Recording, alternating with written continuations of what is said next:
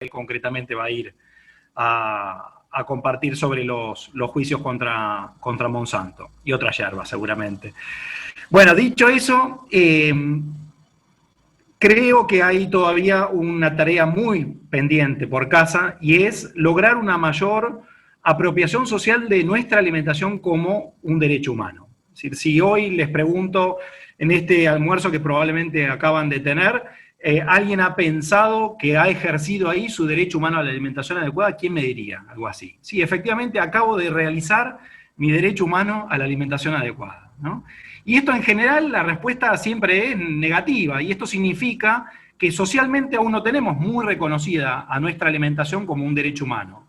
Y difícilmente, si no nos apropiamos socialmente de la alimentación como un derecho humano, vayamos a exigir adecuadamente y fuertemente que sea de una realidad efectiva. Y sin embargo, ese bajo nivel de reconocimiento social o de apropiación social de la alimentación como derecho humano no guarda parangón con su reconocimiento jurídico, con su reconocimiento normativo. ¿Quiénes de acá saben que efectivamente todas y todos tenemos un derecho humano a la alimentación adecuada reconocido en la propia Constitución Nacional? ¿No? Y probablemente pocos sepamos eso, y sin embargo está ahí. Desde que nosotros reformamos la Constitución en el año 94, hemos introducido unos instrumentos internacionales de derechos humanos que de manera expresa o de manera implícita reconocen nuestro derecho humano a la alimentación adecuada. Entendido como el derecho humano a tener acceso de manera regular, permanente y libre a una alimentación adecuada o a los medios para obtenerla que nos permita tener una vida libre de angustia, satisfactoria, saludable y digna. Esta no es una definición mía, sino que es una definición del Comité de los Derechos Económicos, Sociales y Culturales de Naciones Unidas, que es el órgano de aplicación de un tratado que tiene jerarquía constitucional en nuestro país, como es el Pacto Internacional de Derechos Económicos, Sociales y Culturales. Entonces, hay un reconocimiento normativo y hay un reconocimiento normativo en nuestra norma fundamental, en la norma más importante que nos hemos dado como sociedad. Y eso significa que todo lo que venga por debajo de eso, leyes nacionales, decretos, resoluciones, normativa provincial, debiera ser de conformidad con esa norma constitucional. Y lo que vamos a ver tristemente es que estamos muy lejos de eso. Efectivamente, nuestra posición es que, a pesar de ese reconocimiento normativo constitucional, constituimos o se impuso en nuestro país, sobre todo a partir del año 96, un modelo agroindustrial dominante que es fuertemente violatorio, no solamente del pleno goce y ejercicio de ese derecho humano a la alimentación adecuada, sino de otros derechos humanos también reconocidos en la propia Constitución, como son el derecho a vivir en un ambiente sano, reconocido en el artículo 41 de la Constitución y en los propios tratados internacionales, el derecho a la vida, el derecho a la integridad personal, el derecho al nivel más alto posible de salud física y mental, el derecho a la vivienda adecuada, el derecho a no ser desplazado forzosamente, entre otros derechos humanos. Un modelo ecocida, genocida por goteo y violatorio de nuestros derechos humanos, ¿sí? Entonces, me gustaría compartir, a partir de este análisis del derecho humano a la alimentación adecuada, cuáles son los componentes de ese derecho y pensar colectivamente cuál es la situación de ese derecho en nuestro país, fruto de este modelo agroindustrial dominante. Y así, a partir de esa definición que les compartí del derecho a la alimentación, vemos que el derecho a la alimentación tiene 4 componentes fundamentales, ¿no? El primero es la disponibilidad. Esto significa que en todo momento haya alimentos suficientes para atender las necesidades alimentarias de toda la población. El segundo es la accesibilidad física, es decir, que los alimentos puedan trasladarse desde donde son producidos a donde están las personas que necesitamos comerlos, ¿no? El tercer elemento es la accesibilidad económica, es decir, que la erogación necesaria para acceder a los alimentos o a los bienes necesarios para obtener los alimentos no ponga en riesgo el ejercicio de otras necesidades esenciales. El cuarto elemento tiene que ver con la adecuación, es decir, los alimentos, la alimentación tiene que ser adecuada, y por adecuada se entiende cuantitativamente adecuada, la cantidad suficiente de alimentos para satisfacer las necesidades alimentarias, cualitativamente adecuada, libre de sustancias nocivas que nos vayan a hacer daño, y finalmente culturalmente adecuada, esto es que se corresponda a las tradiciones culturales a las que pertenecemos como comensales. Y el último elemento tiene que ver, que exige, reitero, el derecho internacional de los derechos humanos y nuestra propia Constitución Nacional, es que la posibilidad nuestra, acá y ahora, de alimentarnos, no ponga en riesgo la posibilidad de nuestros hijos, de nuestros nietos, de alimentarse a futuro. Es decir, que puedan nuestros nietos seguir ejerciendo ese derecho humano a la alimentación adecuada a futuro. Es decir, hay un llamado desde nuestra propia norma constitucional a la situación de las generaciones venideras, a quienes nos van a reemplazar en este lugar, en nuestra casa común. Entonces, a poco de señalar eso, veamos un poquito cómo estamos por casa en estos 4 componentes. El primero, la disponibilidad, ¿no? Y ustedes habrán escuchado más de una vez esto de que Argentina produce alimentos para 400 millones de personas, ¿no? Casi como un mantra religioso, se repite, ¿no? En bocas de presidentas, de presidentes, de ministros de agroindustria, ministros de agricultura, pero se repite, ¿no? Y sin embargo es absolutamente un mito, ¿no? Un mito que por suerte ya fue desmitificado incluso por los propios defensores del agronegocio, hasta Chequeado se tomó la tarea de chequear si efectivamente esa afirmación era cierta y la desmintió en su portal. Pero esto nos interpela a preguntarnos qué es lo que estamos produciendo, ¿no? Y lo cierto es que estamos dedicando el 60% de la superficie cultivada en nuestro país a un solo cultivo, que es la soja. Y la soja está plantada ahí no para atender nuestras necesidades alimentarias, sino para exportarse a otros mercados. De hecho, el 98% de la soja se exporta a otros mercados. ¿Y se exporta a otros mercados centralmente para alimentar seres humanos? No, para engordar los ganados porcinos, sobre todo en China y otros mercados, pero también para llenar los tanques de nafta con los agrocombustibles, esta energía del hambre, como le decimos desde las cátedras libres de soberanía alimentaria, porque estamos destinando tierras o cultivos que bien podrían estar destinados a alimentar seres humanos para llenar tanques de nafta, y donde los estómagos de los automotores empiezan a competir directamente con los estómagos de los seres humanos. Y al mismo tiempo, crecientemente, a partir de esto que se llama Revolución 4.0, digamos, se está viendo al campo como fuente de materias primas para la producción de materiales para la industria, es decir, los agromateriales. Entonces, no solamente competimos con los automotores, sino ahora vamos a empezar a competir también con una industria demandante de materias primas vegetales en esta Revolución 4.0. Pero eso es lo que produce Argentina. Produce centralmente commodities exportables, ¿no? Miriam Gorban, la coordinadora de nuestra cátedra, siempre dice cultivo comodín, commodity, sirve para un barrido como para un fregado, ¿no? Al mismo tiempo. Entonces, pero claramente no es alimentos, ¿no? Y ahí está como el principal punto del modelo agroindustrial dominante o del modelo de agronegocios, que como diría Bill Mollison, no está pensado, no está concebido para producir alimentos, sino que está pensado, está concebido centralmente para producir dinero. Y en eso es muy eficiente, y es muy eficiente también en lograr que ese dinero que se produce se concentre cada vez en menos manos, ¿sí? Entonces, primero desmitificar esto. No producimos alimentos para 400 millones de personas, ¿sí? Producimos unos pocos commodities exportables para otros mercados. Y esa apuesta a los monocultivos, 60% de soja, pero si le agregamos el maíz y el algodón, ya nos hablan de un 80% de la superficie cultivada destinada a 3 cultivos, generan obviamente el desplazamiento de otros cultivos. Entonces, Argentina pasó de un modelo de diversidad agrícola, de policultivo, a un modelo de monocultivos. Y eso se hace a expensas de otros cultivos que estaban ahí, que integran nuestra canasta básica de alimentos y terminaron desapareciendo, o terminaron siendo menos disponibles, ya que hablamos de disponibilidad. Entonces, la apuesta a un modelo productivo de monocultivos genera una tensión en la disponibilidad de otras clases de alimentos que son desplazadas como consecuencia del avance de ese monocultivo. ¿En qué estamos pensando? Por ejemplo, en fruta y verdura.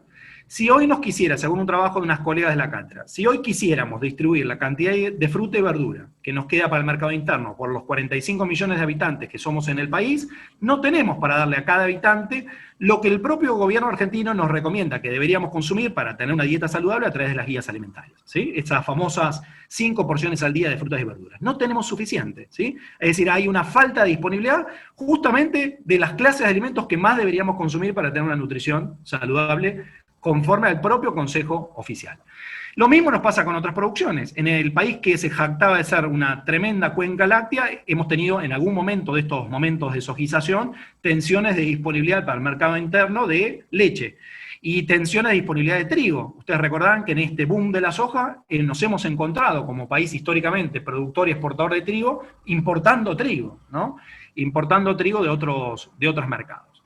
Entonces, El primer componente del derecho a alimentación, la disponibilidad, nos dispara serias preguntas por casa. Es decir, ya no estamos produciendo una variedad de alimentos que efectivamente integran nuestra canasta básica por esta apuesta a los monocultivos. Hay problemas ya en la disponibilidad. Vamos a ver el tema de la accesibilidad física. Y ahí también tuvimos transformaciones muy significativas.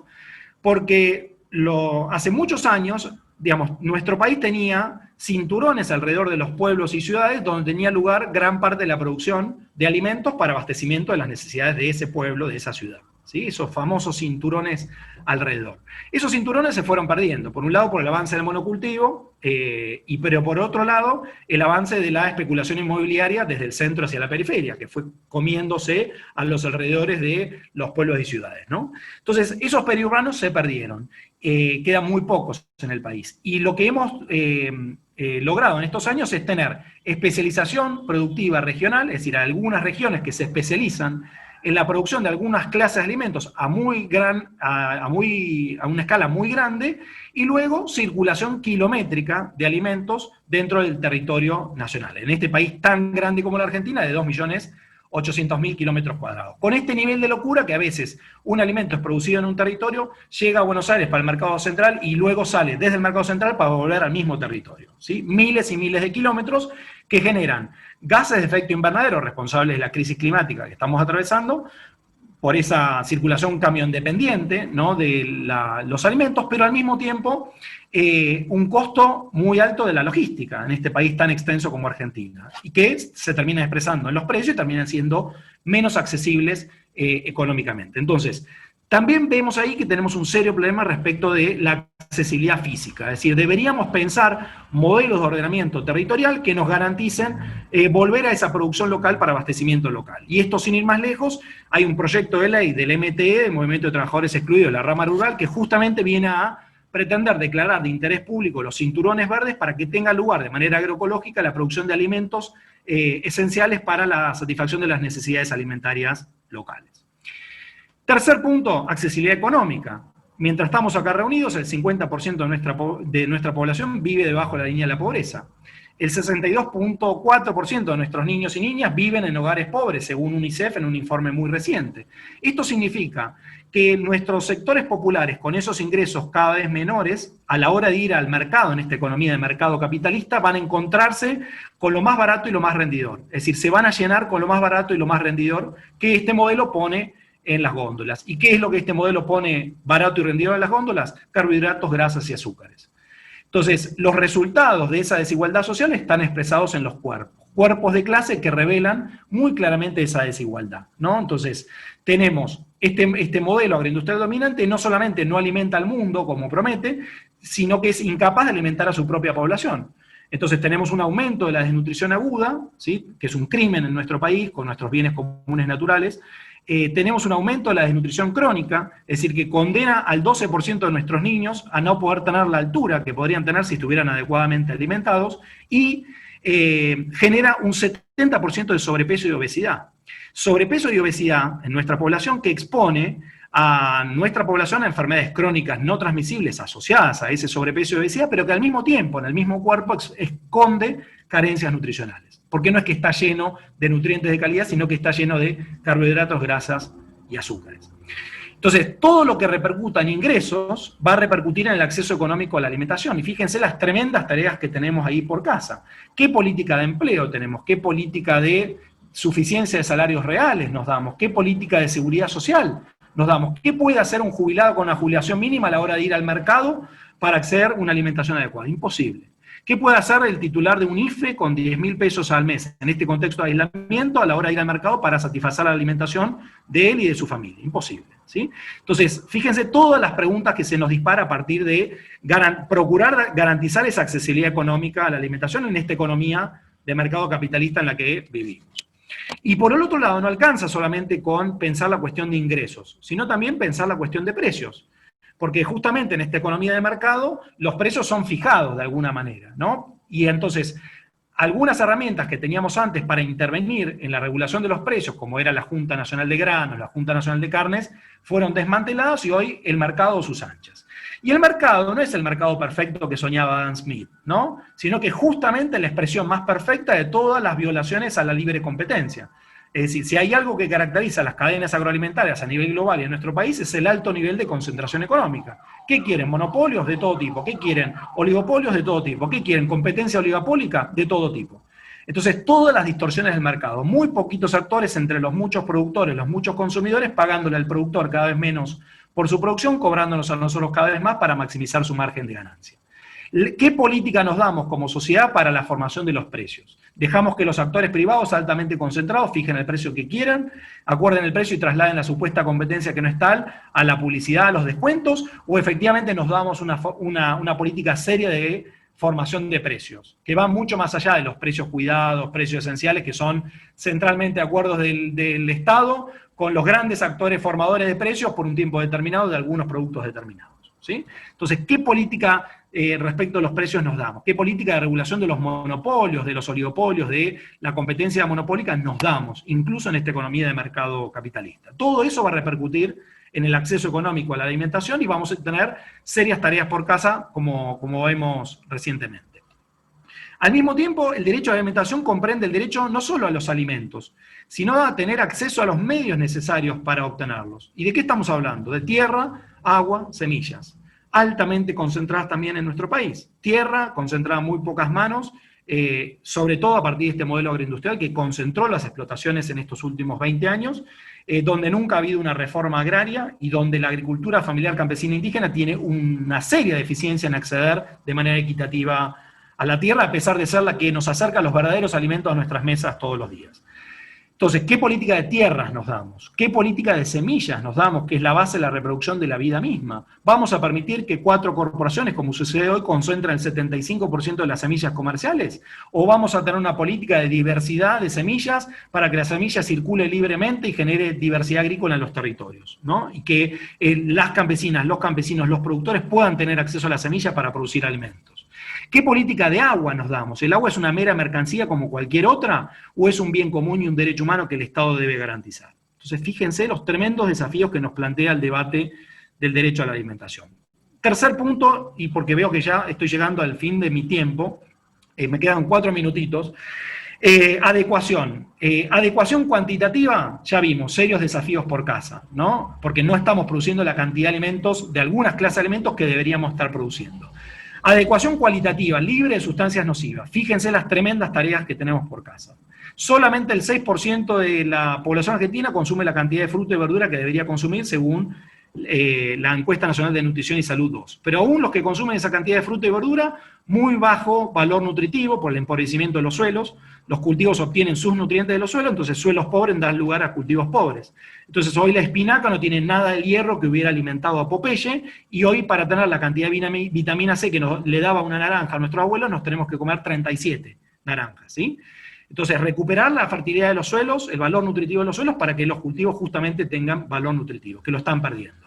A eso agreguémosle la carga química. En este país, que como va a contar Anabel seguramente, usa 525 millones de litros de agrotóxicos por año. Somos el país que tiene el triste privilegio de ser el que más agrotóxicos por año usa en el mundo, generando enfermedad tanto en el campo como en la ciudad como en los pueblos rurales fumigados, porque esos agrotóxicos nos llegan a través del aire que respiramos, del agua que bebemos y de los alimentos que comemos. Todos los alimentos que comemos tienen una carga importante de agrotóxicos, todos, frutas, verduras, carnes, leches, postrecitos, yogures, ultraprocesados, todo lo que ustedes quieran tiene carga de agrotóxicos. Tercer punto, bajo nivel de lactancia humana. El mejor alimento que debieran recibir nuestros niños y niñas cuando llegan al mundo, no lo están recibiendo, porque solo el 43% llega a la lactancia exclusiva a los 6 meses y baja el 17% de la lactancia complementaria, ¿no? Entonces, introducidos muy rápido a un sucedáneo que va a tener todos los componentes del ultraprocesado, fidelizando a ese niño, a esa niña, en sus consumos futuros hacia los ultraprocesados. Rico en azúcar, rico en grasas, rico en lactosa, etc. A eso agreguémosle el desplazamiento de los alimentos naturales mínimamente procesados o cocinados amorosamente en las casas, ¿sí?, por el influjo de los ultraprocesados. La ilusión de diversidad que encontramos en los supermercados no es tal, porque básicamente el producto estrella de este modelo agroindustrial es el ultraprocesado, que es un cereal de base, trigo, arroz, soja, maíz, al cual la industria alimentaria le va a agregar todo el azúcar que pueda, toda la sal que pueda, todos los aditivos que pueda, colorantes, saborizantes, emulsionantes, estabilizantes. ¿Para qué? Para hacerlo rico, para hacerlo palatable, para hacerlo duradero, para hacerlo adictivo. Pésimo para comer, asociado muy fuertemente al sobrepeso y obesidad y sus enfermedades crónicas no transmisibles, bueno para generar dividendos para los accionistas, porque son el resultado de materias primas muy baratas que a partir de determinadas combinaciones nos logran ofrecer esa ilusión de diversidad adictiva, ¿sí? Entonces, vienen desplazando muy fuertemente a los alimentos naturales. Entonces, todo esto lo podemos ver como violaciones a la adecuación de nuestra alimentación. Estamos teniendo una alimentación con una carga importante de sustancias químicas contaminantes que terminan afectando a nuestra salud, y ni que hablar con la presencia de los transgénicos, porque están presentes en todos los alimentos que comemos, y sin embargo ni siquiera logramos tener una ley que nos dé la posibilidad de saber si efectivamente eso que nos estamos llevando a la boca tiene transgénicos o no. Entonces, serios desafíos también en la adecuación cualitativa y serios desafíos en la adecuación cultural, porque ha habido una fuerte transformación de nuestros patrones alimentarios a partir de este modelo agroindustrial dominante, y el más claro ejemplo es la milanesa de soja, ¿no? Llamada muy publicitariamente a desplazar a la milanesa de carne que integraba nuestro patrón alimentario. Finalmente, y con esto termino, el desafío es la sustentabilidad en serio, ¿no? No la sustentabilidad de los informes de Monsanto y otras, que ahora se llenan la boca y se apropian del término sustentabilidad, sino sustentabilidad en serio, es decir, que nuestros hijos puedan producir alimentos a futuro. Y esto es absolutamente inviable con este modelo agroindustrial dominante, porque está destruyendo los bosques, selvas y humedales. Tenemos la tasa de deforestación, una de las 10 más altas del mundo. Destruimos biodiversidad, destruimos flora, destruimos fauna, destruimos generación de oxígeno, de aire puro, destruimos regulación de humedad asociada a las inundaciones en las que está nuestro país. Destruimos a los polinizadores, destruimos a los campesinos, destruimos a los pueblos originarios, los obligamos a desplazarse forzosamente a los pueblos y ciudades, generamos emisiones de gases de efecto invernadero responsables de la crisis climática, generamos zoonosis a través de la producción intensiva animal, de las megafactorías de producción animal, generamos resistencia bacteriana a partir del uso desquiciado de antibióticos que usamos a la hora de producir nuestros animales. Es decir, estamos generando condiciones que hacen imposible que nuestros hijos, nuestros nietos en estos territorios, si seguimos con este curso de cosas, puedan seguir produciendo alimentos. En síntesis, bienvenido el debate sobre el derecho a la alimentación reconocido en nuestra Constitución Nacional, para ver cómo, a partir de este modelo agroindustrial dominante, este derecho a la alimentación reconocido en nuestras normas fundamentales está seriamente violado. Y la única manera que tenemos colectivamente de garantizar el pleno goce y ejercicio de ese derecho humano a la alimentación adecuada para todas y para todos es que colectivamente marchemos hacia otro modelo llamado soberanía alimentaria. Gracias. Muchas gracias, Marco. ¡Wow! Los estudiantes estuvieron leyendo materiales, pero todo así compilado en 20 minutos es como, ¡uff! Un montón. Después vamos a armar el debate. Ya hay algunas preguntas que van saliendo en el chat, pero bueno, muchísimas gracias. Ana, si querés, puedes empezar. Bueno, gracias nuevamente por la invitación. Y bueno, cuánta información, ¿no? Tipo, Marco nos dejó a todos así. Yo no traigo no traigo mucha más que sea optimista, pero me voy a concentrar específicamente en algo que recién Marco mencionaba, ¿no? Que es el tema de que somos el país más pulverizado del mundo, tenemos ese triste privilegio en los territorios. Yo, además de ser periodista, vivo en un territorio fumigado, en un pueblo fumigado, y en los territorios vemos, ¿no?, lo que está pasando con esos cuerpos, y no logramos todavía dimensionar lo que va a pasar. Específicamente lo que yo trabajo es sobre el glifosato.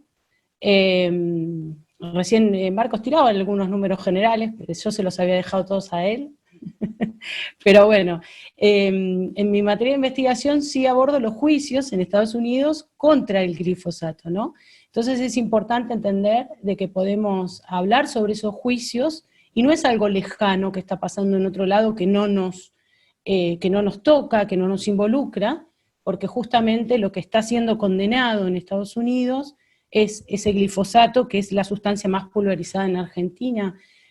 Más o menos y aproximadamente usamos 500 tóxicos en la industria agrícola. De esos 107 están prohibidos en otro lado del mundo. Entonces todo ese cóctel no se está evaluando lo que pasa en el territorio, pero sí estos juicios en Estados Unidos nos permiten ver qué es lo que pasa y qué es lo que produce específicamente el glifosato. Yo tengo una presentación y voy a tratar de seguirla, pero para eso voy a tener que aprender a compartir, así que van a asistir a mi primera compartida en Zoom.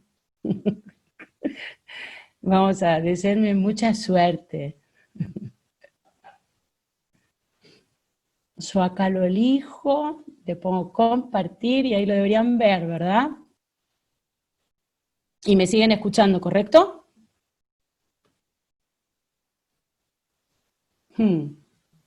Sí, perfecto. Ahí va, pero yo había perdido el audio, ahora me escuchan y lo ven, pero no en pantalla completa, ¿correcto? Exacto. Ahora lo voy a tirar así.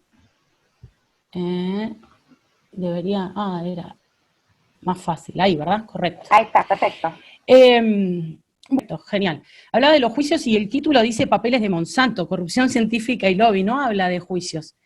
Los papeles de Monsanto, que es de lo que voy a hablar, sí son las pruebas en esos juicios, son miles y miles de documentos que se fueron juntando, algunas ONG lo fueron juntando por acceso a la información, y los abogados lo fueron juntando justamente para empezar y juzgar a Monsanto. Recordemos que cuando hablamos de Monsanto ahora estamos hablando de Bayer, porque Bayer compró Monsanto, ¿verdad?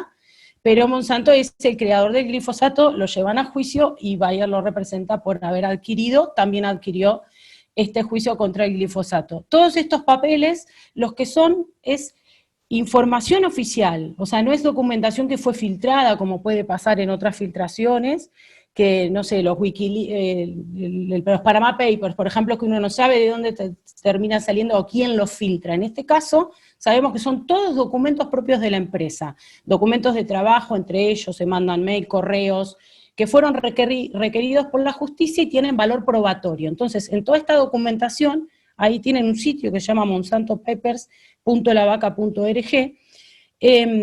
En español se trata de difundir desde el 2017 toda esta documentación que fue publicada por US Right to Know, que también es una organización que invito a seguirlos porque tienen una investigación impecable, que es una ONG de Estados Unidos por el derecho a la información, que fueron los que ponen todo este pool de datos, estos miles y miles de documentos en línea, y La Vaca crea un sitio en español para poder empezar a entender qué era lo que decía esta documentación, porque no es tan fácil, pero que se podrían resumir en lo siguiente, ¿no? En este proceso, como recién les contaba, estos documentos fueron puestos al público, a disposición del público, y ahora se están usando en esos juicios.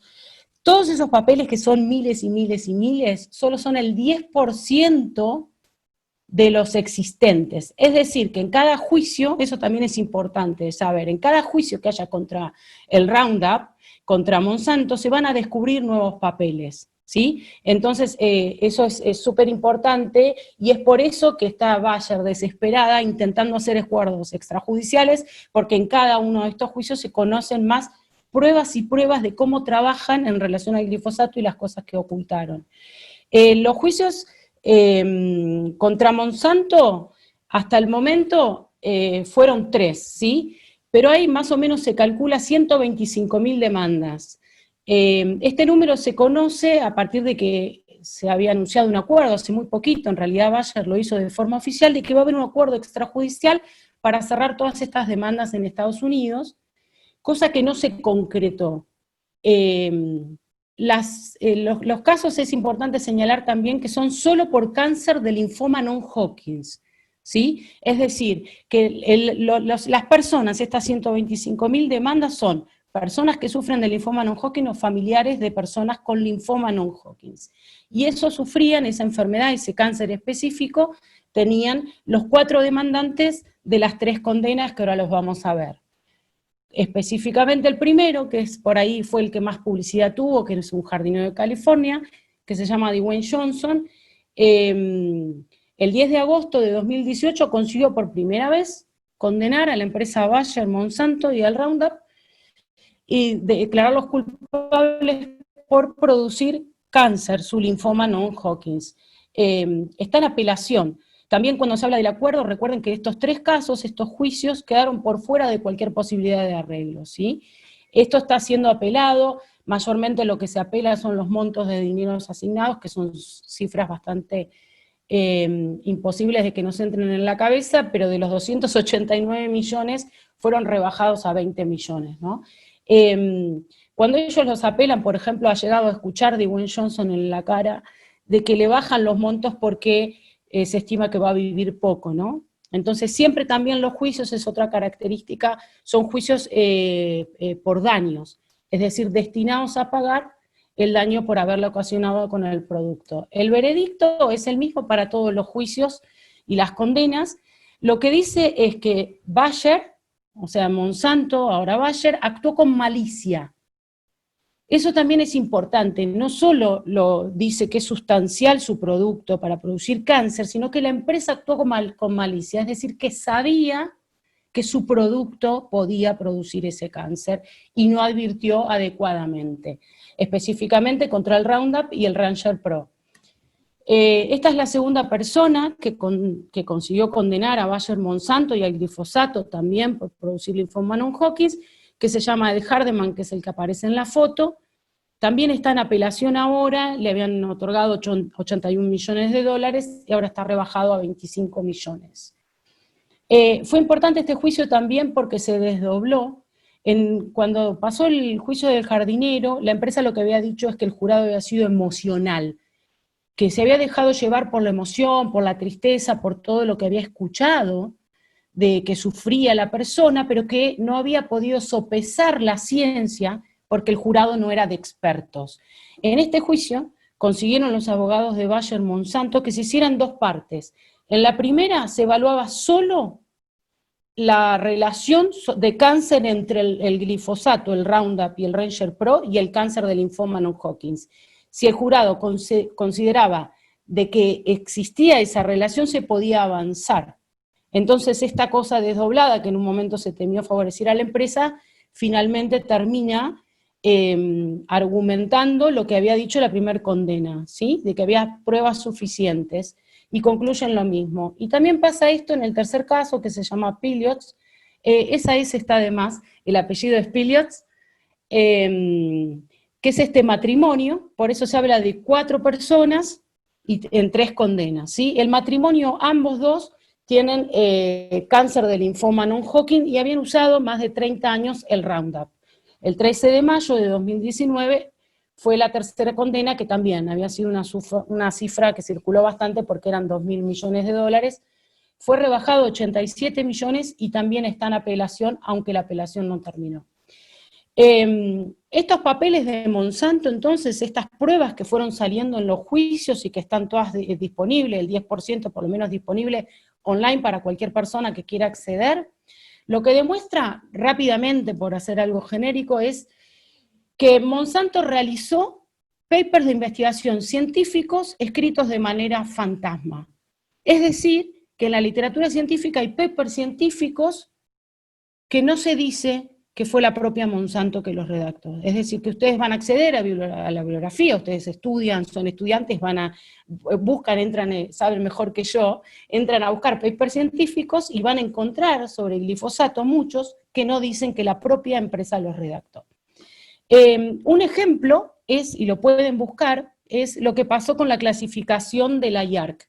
La IARC, en la sigla en inglés, en realidad, que es el máximo organismo de cáncer, en 2015 recategorizó al glifosato como probable cancerígeno. Fue la primera gran agencia experta en categorizarlo como probable cancerígeno, porque la gran mayoría, ahora lo vamos a ver, sigue diciendo que no es probable cancerígeno. Por supuesto, la IARC, a partir de ese momento, en el 2015, abrió la puerta para todos estos juicios que ahora estamos viendo, pero también abrió la puerta para que Monsanto y Bayer se dediquen a tratar de defenestrar ese trabajo. Y un ejemplo es un paper que lo van a encontrar, ahora yo creo que tengo una imagen, que habla de que esa monografía, la 112, que concluye que es probable cancerígeno en animales, genotóxico, estuvo muy mal hecha, ¿no? Ese paper que critica la metodología de la IARC fue plantado por la industria. En los juicios se demostró y se comprobó que fue así. También desarrolló una red de científicos europeos y en Estados Unidos, ¿para qué?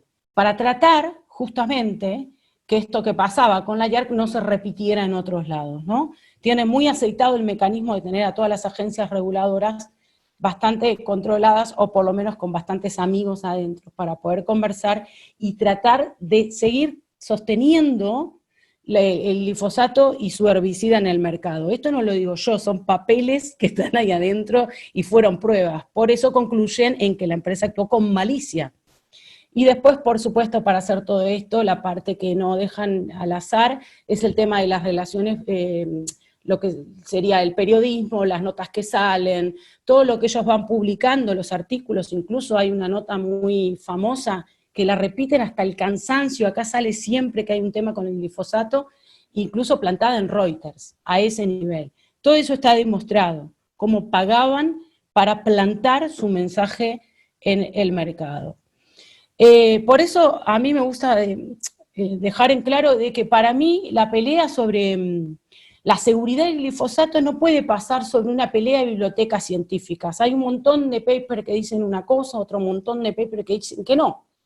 Porque ahí no es lícita la discusión, porque lo que no se está señalando es que la empresa interfirió sobre esa biblioteca científica. Si tiene acceso y participa ahí plantando cosas que nadie sabe que están plantadas, ya uno no puede recurrir a eso, ¿no? Y por eso es tan grave lo que hicieron cuando dicen actuaron con malicia. Lo que están haciendo es corrupción científica.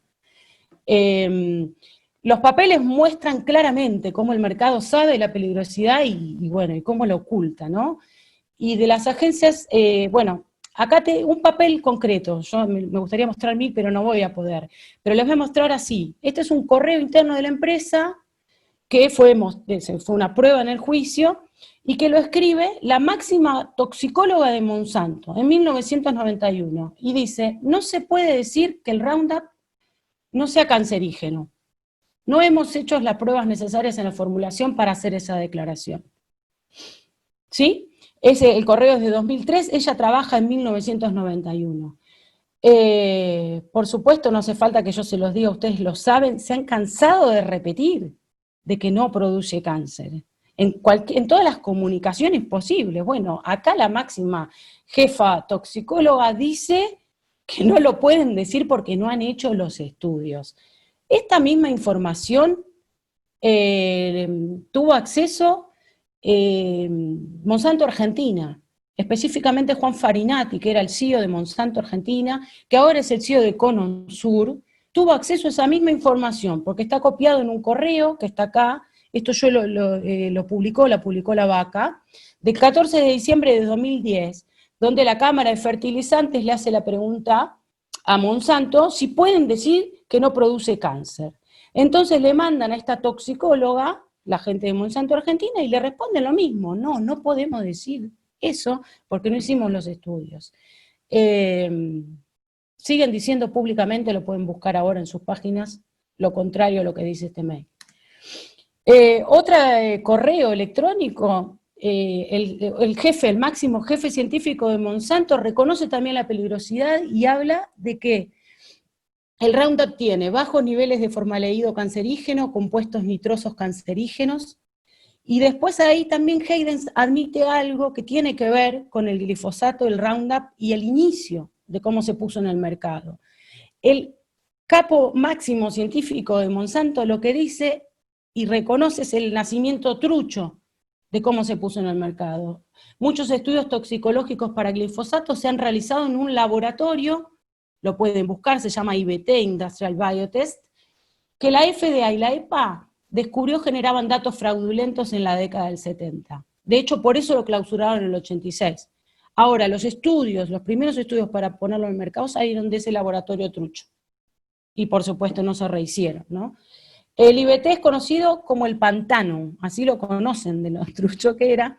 Bien, esos estudios comprobadamente fraudulentos no se repitieron, pero se siguen citando como evidencia de la seguridad del producto, incluso en paper científico de 2015. Graham et al. Lo pueden buscar ustedes ahí, van a encontrar en Graham et al. Que hablan de que es seguro y citan un estudio de un laboratorio trucho. Si alguien lo puede entender, yo sigo sin entenderlo. Por eso fueron condenados, ¿no? Ahí está el mail que les estoy diciendo, lo que yo acabo de decir, lo pueden buscar, está ahí y lo dice el jefe científico máximo de Monsanto. Recién le decía lo de todos contra la IARC, ¿no? Está comprobado que ellos escribieron un papel de respuesta que sigue figurando en la literatura científica. Ahora hace poco le corrigieron y pusieron que algunos de los autores tenían relación con la empresa, pero ese, ustedes deben saber mejor cómo se dice el conflicto de interés, ¿no? Pero tiene un nombre en latín. Eso apareció recién hace muy poquito después de los juicios. También está comprobado de que le pidieron a los congresales de Estados Unidos que Estados Unidos dejara de financiar a la IARC, ¿sí? A ese nivel. O sea, desde que la IARC dijo que era probable cancerígeno, se dedicaron a tratar de destruirla y a la monografía también. Ese es el papel científico supuestamente independiente que sigue figurando en la bibliografía. En lo que está, el texto principal es lo que salió publicado. Los globitos de costado, ustedes ahora todos trabajan en línea seguramente, son los comentarios, es un documento colaborativo. En ese documento colaborativo, en los costaditos, los jefes toxicólogos, los principales capos de Monsanto, trabajaban y le decían y le corregían lo que terminó saliendo publicado, firmado por personas que son científicos independientes, ¿no? La IARC también dijo que era genotóxico, ¿no?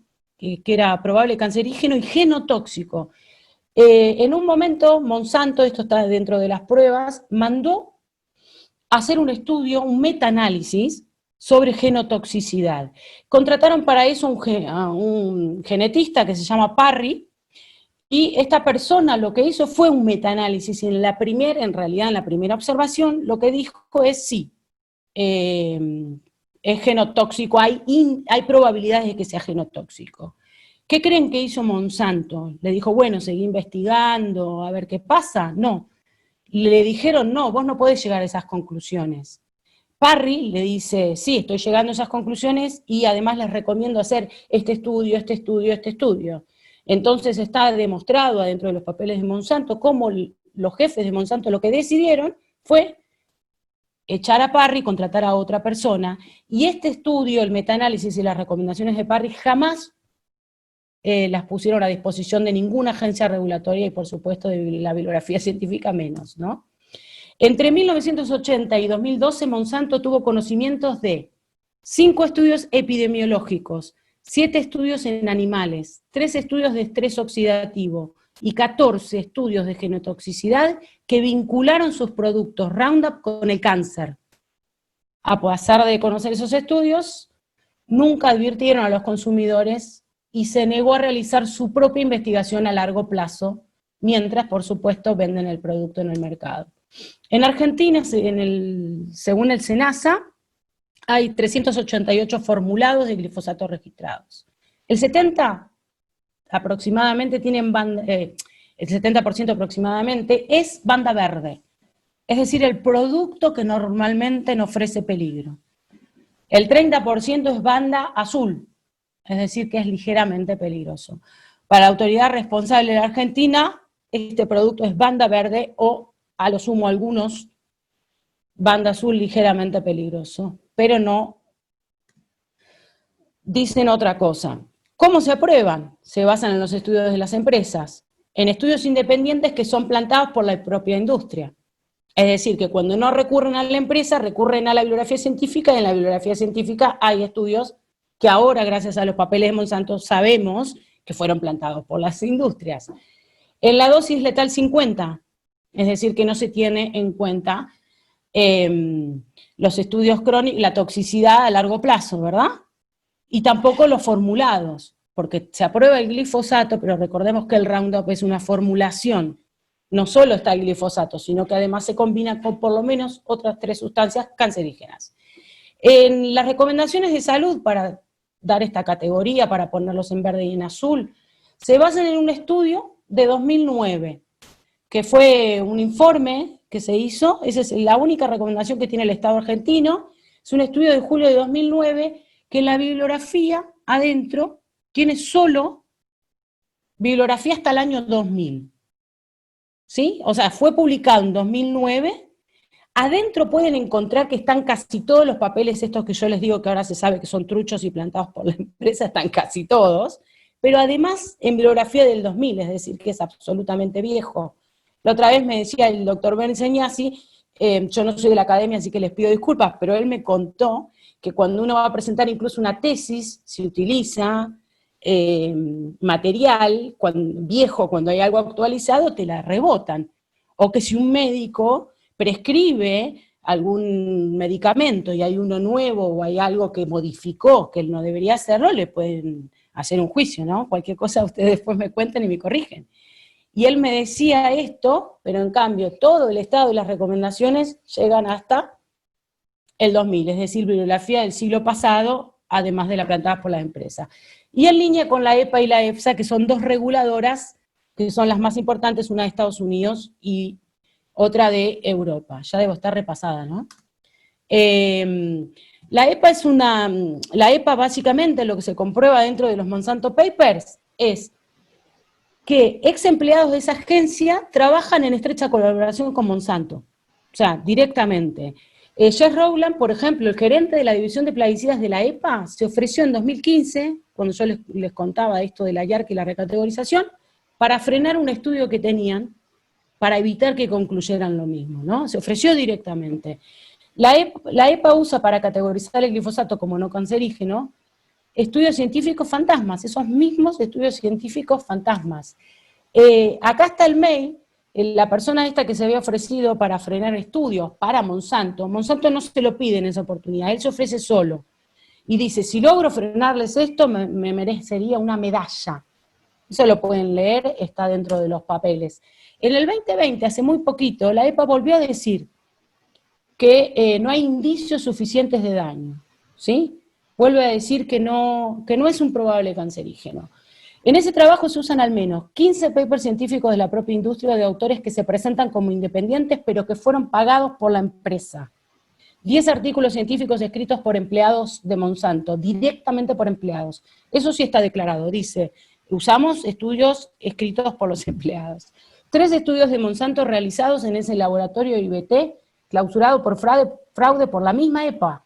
En el 2020, sí, ahora, hace re poquito, creo que fue en enero, la EPA vuelve y utiliza estudios de un laboratorio que ellos mismos clausuraron por fraude. 6 estudios realizados en un laboratorio alemán, LPT, que recientemente fue denunciado por actividad fraudulenta, lo pueden buscar. Si le faltaba algún laboratorio trucho involucrado, apareció este LPT alemán, saltó todo por un escándalo de maltrato animal, terminaron descubriendo que ahí también se sacaban estudios para el glifosato. En la EFSA, hablábamos de Estados Unidos, ahora de el otro pilar en el que se basan las recomendaciones argentinas, son en Europa. En la última renovación del permiso europeo, se comprobó, eso también lo pueden buscar y están todos los papeles para que lo puedan ver, está toda la documentación, que el 70% de ese trabajo en el cual los eurodiputados basaron el voto para permitir que el glifosato siguiera en el mercado, está copy-pasteado, es decir, robado, tipo el Rincón del Vago, o sea, estamos hablando a ese nivel, aunque suene raro, de un informe hecho por las propias industrias. Ahí no era Bayer Monsanto sola, sino que son todas las industrias químicas juntas en lo que se conoce como el Glyphosate Task Force. Yo tengo una captura acá. Esto es en el General Findings, lo pueden buscar además porque es un paper científico, así que debe tener algún valor, de Weber y Helmut Barcher-Schatten 2019, esto figura en la bibliografía, lo van a encontrar. Acá dice, ¿no? Las cosas que fueron copy-pasteadas o el plagio, todo lo que ellos fueron encontrando, contrastando los elementos, ¿no? Esos rojos son los malos. Me fui para atrás y ahora sí es que no sé volver. Y por último, la Organización Mundial de la Salud, quería decirle algo también, porque yo escucho mucho que la industria dice, bueno, la IARC dijo que es probable cancerígeno, pero la Organización Mundial de la Salud, no. Lo utilizan muchísimo como defensa. Y eso sale de lo siguiente, que tiene que ver que en 2016 se realizó una reunión conjunta de residuos de plaguicidas, que es la JMPR, que esos son expertos de la Organización Mundial de la Salud y las Naciones Unidas para la Alimentación y la Agricultura, esto lo deben saber mejor ustedes que yo, que se encargan de la seguridad alimentaria. Entonces revisan los datos toxicológicos de los plaguicidas, las dosis diarias aceptables y fija los límites máximos de residuos de agrotóxicos en alimentos, ¿sí? De ahí se basa toda la seguridad alimentaria, los códex. Bien, esta JMPR cuando se reúne concluye que no era probable cancerígeno, ¿no? Siempre hablando de la dieta, pero como forma parte de la Organización Mundial de la Salud, se toma como que la Organización Mundial de la Salud no dice que no es probable. Ahora, lo que no aclaran en ningún lado es que 3 de los integrantes principales tenían vínculos no declarados con Monsanto a través del ILSI. La ILSI también la pueden buscar donde vean ese nombre en algún curso, seminario, bibliografía, el Instituto de Ciencias de la Vida, que es una ONG, es financiada por las principales industrias. Bueno, coincide que las personas que se juntan en la JMPR, muchas integran también el ILSI, creado por las corporaciones, no solo químicas, sino también de la industria de los procesados alimentarias, desde lo fundó, de hecho, Coca-Cola. Pueden buscar todas las personas que trabajen ahí. Eso no lo dicen en ningún lado. Siguen diciendo en todos lados, sí, que es seguro, que tienen 800 estudios realizados que prueban que es seguro, lo pueden buscar, esto es una captura de pantalla, hace re poco, siempre la actualizo, siempre dicen lo mismo. Todos esos estudios de seguridad nunca los pudieron presentar en ningún juicio, en ninguno, no los tienen. Si no los hubieran presentado, creo yo, porque perdieron el 40% del valor de las acciones, la empresa Bayer perdió el 40% de las acciones, se podían haber evitado, ¿no? Les hablé de Juan Farinati, que recibió ese mail, en 2010 era, 2019 dijo en una entrevista, lo saqué el otro día, lejos de descartar el glifosato, es decisión de la multinacional alemana seguir defendiéndolo. Es un herbicida banda verde, de los menos tóxicos, y sostenemos que existen muchas bases científicas en su favor. Claro que es un agroquímico que debe cumplir ciertos requisitos a la hora de ser aplicado, pero como empresa debemos llevar tranquilidad y trabajar con el productor para que haga un correcto uso, ¿sí? Las buenas prácticas agrícolas dice que bien aplicado no haría daño. Y en esa nota dice, ponemos a disposición todos los trámites vinculados a la aprobación del glifosato que cada 5 años se renuevan en la Unión Europea. Es la mejor manera de llevar tranquilidad a la sociedad con transparencia. Esa renovación de la Unión Europea era la que estaba copy-pasteada, que yo les acabo de mostrar. Él habla de las buenas prácticas también, y quería terminar con esta foto. Ese es Dwayne Johnson, esto es una prueba del primer juicio, de la primera condena, el jardinero, que está muriendo de cáncer de linfoma non-Hodgkin, utilizaba exactamente todo lo que decían que debía utilizar. Todas las protecciones necesarias, eso también está comprobado. Está comprobado en ese juicio de condena que dice que es probable cancerígeno, que él utilizó todas las recomendaciones de uso que daban en cuanto a la vestimenta.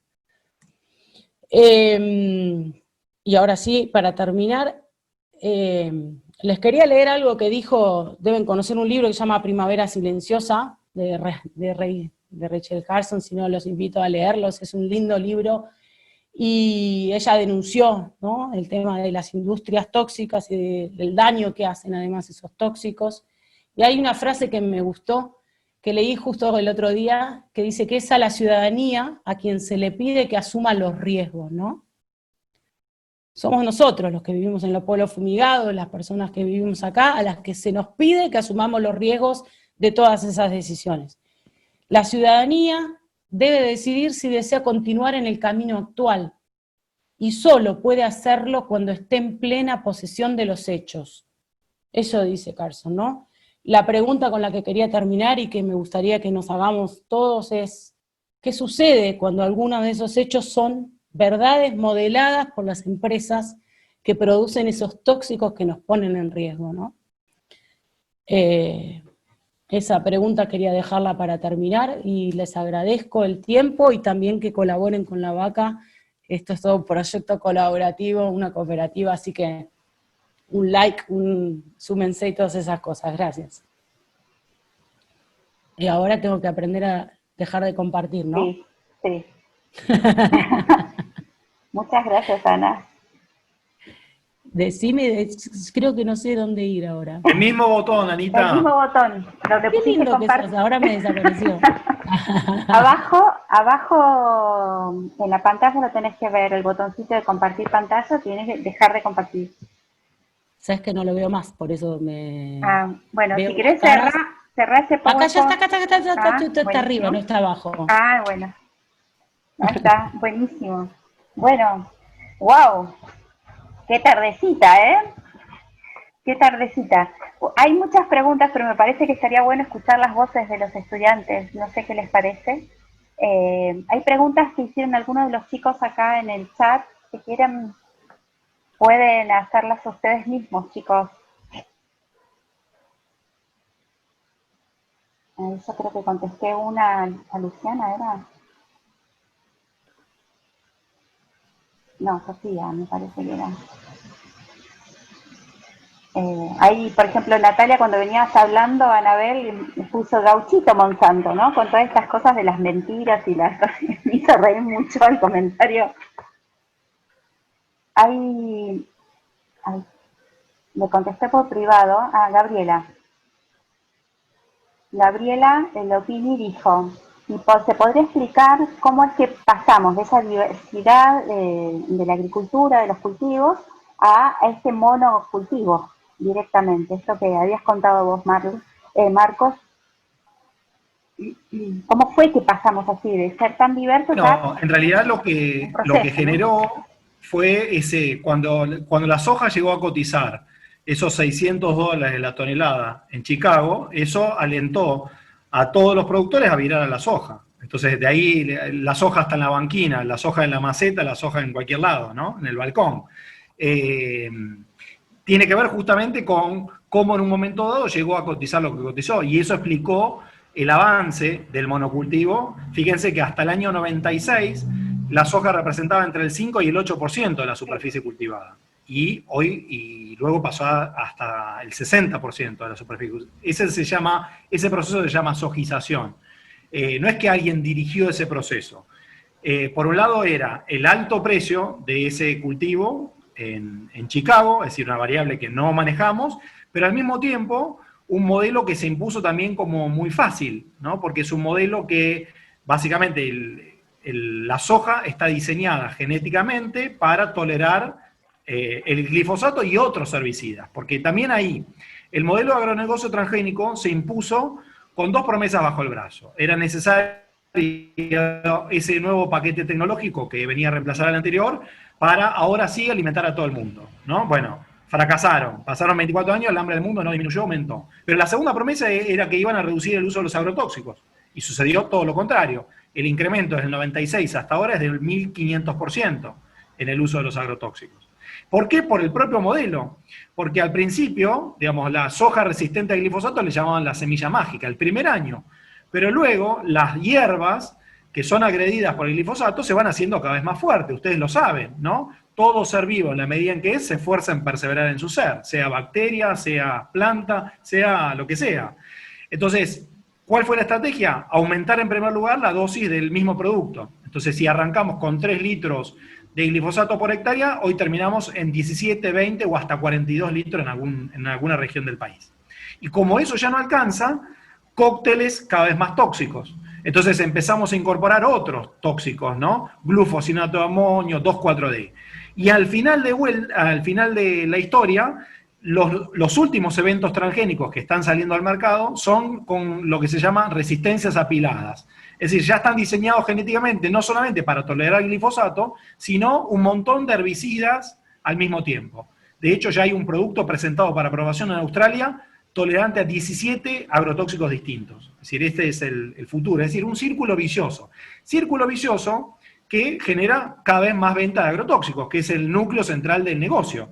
Sí, porque bien lo decía Anabel, el negocio central de Monsanto y de Bayer, incluso de Bayer antes de comprar Monsanto, porque no es que se incorpora ahora al mercado de agrotóxicos, porque ya producía agrotóxicos Bayer, es justamente la venta de agrotóxicos, un mercado en Argentina de 3.500 millones de dólares al año y un mercado a nivel global de 120.000 millones de dólares al año. Por eso respondo a la siguiente pregunta que aparecía en el chat: ¿por qué es que este modelo violatorio de nuestros derechos humanos, ecocida, genocida, se impone? Bueno, por los grandes intereses en juego, que hacen que un montón de actores bailen la música de esos intereses en juego, ¿sí?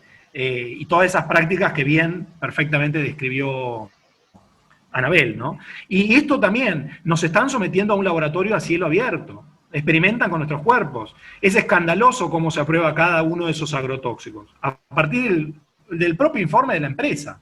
Solamente si el ingrediente activo nos va a generar toxicidad aguda, pero nada de la toxicidad crónica, nada de la toxicidad sinérgica, nada de el resto de las sustancias que integran el formulado, que como bien decía Anabel, pueden ser igual o más tóxicas incluso que el ingrediente principal. Y así ya han introducido al mercado 5.000 formulados distintos. Es una locura, ¿sí? Pero lo mismo los transgénicos aprobados por la CONAVIA, con, digamos, un organismo público que ni siquiera teníamos derecho a saber quiénes eran los integrantes durante más de 20 años. Es decir, recién en el 2016 pudimos saber quiénes eran, y cuando supimos quiénes eran, resulta que todos tenían conflictos de interés porque habían trabajado, tenían vínculos con las mismas empresas interesadas en introducir al mercado.